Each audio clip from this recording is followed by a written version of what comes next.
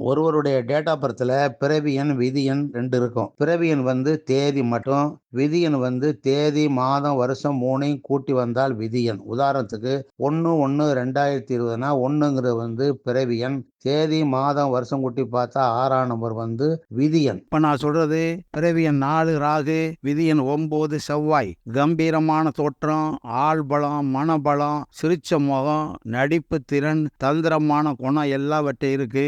பேசிய காரியத்தை சாதிச்சிருவாரு. சீக்கிரம் எல்லாத்தையும் பழகிடுவாரு.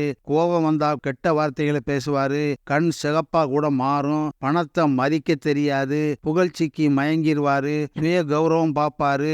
எவ்வளவு பெரிய ஆளா இருந்தாலும் தட்டி கேட்பாரு. போட்டி, பந்தயம், மது, மாது இருக்கக்கூடாது. நஷ்டம் ஏற்படும். எல்லா விஷயமும் தெரிஞ்சவரு. இவருடைய ரகசியத்தை யாரும் தெரிஞ்சுக்க முடியாது. பொது வாழ்க்கையோட புகழ் பெறலாம். அதிகாரம் செய்வாரு. அன்பிற்கு கட்டுப்படுவாரு. அதிகாரம் பண்ணா அவருக்கு பிடிக்காது. சீக்கிரம் உணர்ச்சி வசப்படுவதனால நரம்பு கோளாறு ஏற்பட வாய்ப்பு உண்டு. காம உணர்ச்சி அதிகம் இருக்கும். யோகா, தியானம் செய்வது ரொம்ப நல்லது.